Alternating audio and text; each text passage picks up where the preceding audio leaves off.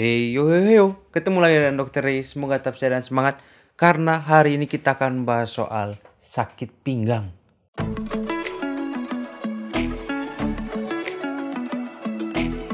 Subscribe dulu sebelum kita mulai. Oke, mungkin ini kita ngobrol santai saja. Saya mau cerita apa yang dokter pikirkan kalau kita datang ke dokter dan mengeluh sakit pinggang. Terutama karena ini pengalaman pribadi saja. Saya bagi ke teman-teman. Kalau pasien datang dengan sakit pinggang, saya langsung berpikir, masalahnya kira-kira di mana, organ apa, bagian apa yang sakit sebenarnya.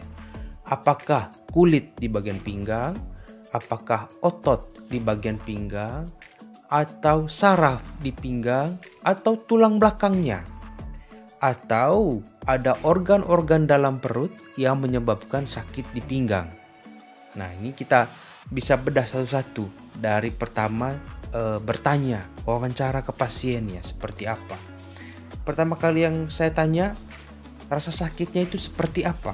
Apakah seperti dipukul, berdenyut, menjalar, seperti kena setrum, rasa panas? Nah, itu semua kombinasi dari rasa-rasa sakit itu bisa merujuk pada gangguan organ tertentu.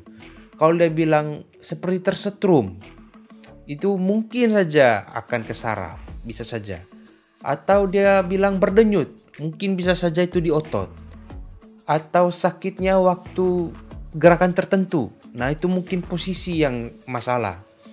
Mungkin hilang timbul, bisa jadi ini batu ginjal atau gangguan di ginjal, bisa juga.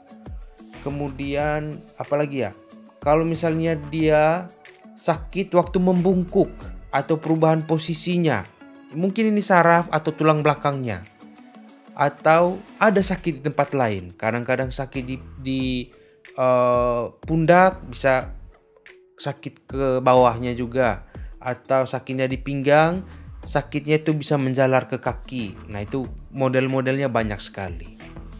Kemudian saya akan periksa, saya meminta pasien untuk terlentang, periksa umum dari ujung kaki sampai ujung kepala. Kemudian untuk di pinggangnya, saya berusaha meraba ototnya, apakah ototnya tegang atau tidak. Lalu saya menekan-nekan di bagian yang sakit, mana titik yang paling sakit sebenarnya. Kemudian saya akan mengangkat-angkat kaki untuk melihat sarafnya, atau menekuk-nekukan paha untuk lihat sarafnya juga, atau sendi di panggul.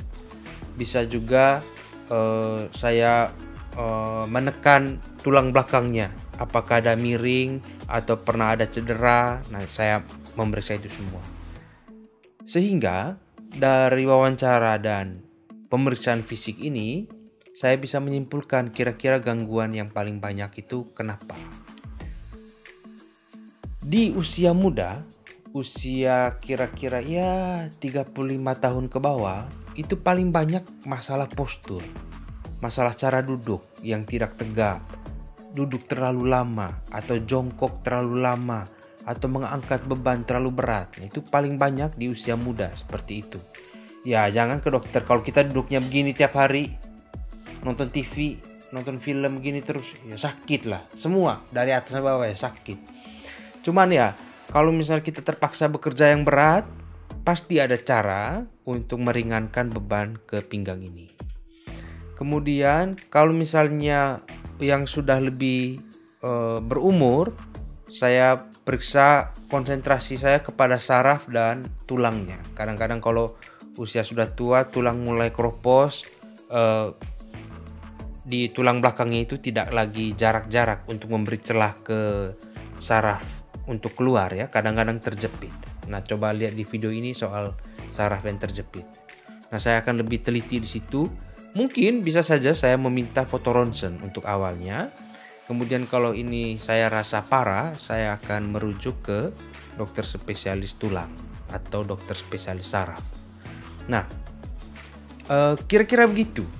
Jadi apa yang kita bisa lakukan untuk mencegah sakit pinggang terutama di usia muda? Yang pertama, perbaiki postur duduk, perbaiki postur berdiri, perbaiki postur untuk jongkok kita. Jangan terlalu lama, karena kalau kita diam di satu posisi yang lama, kita menjadi kaku. Sehingga semua sendi, semua otot akan tetap di situ, tidak bergerak, membengkak, dan menimbulkan rasa sakit. Jadi perhatikan dulu postur sebelum kita ke dokter. Kemudian olahraga, stretching. Minimal seperti gerakan pemanasan lah.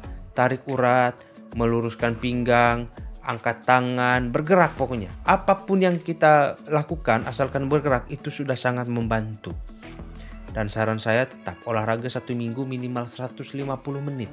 Itu kira-kira 4 kali olahraga dalam seminggu dengan durasi sekitar 40 menit. 4 kali seminggu 40 menit 1 kali latihan. Itu sudah sangat cukup. Sangat menyehatkan tubuh kita. Kemudian kalau sakit pinggang apakah perlu anti nyeri? Kalau misalnya masalah karena postur tadi ya tidak perlu obat anti nyeri, ya perbaiki postur. Baru kita lihat setelah kita perbaiki postur apakah gejalanya berkurang atau tidak. Lalu yang berikut, kalau misalnya kita sudah rutin minum obat anti nyeri, sebaiknya kita tahan dulu obatnya itu, kita periksakan ke dokter. Apakah obat nyeri ini aman untuk kita konsumsi tiap hari atau kebanyakan sih anti nyeri itu tidak boleh minum setiap hari karena efek sampingnya akan luar biasa. Oke, kayaknya itu saja untuk sharing-sharing hari ini tentang pengalaman saya kalau saya menemui teman-teman yang sakit pinggang, apa yang saya lakukan. Jangan lupa komen di bawah kalau ada pertanyaan, subscribe dan share ke teman-teman lain. Dan jangan lupa tetap sehat, tetap semangat.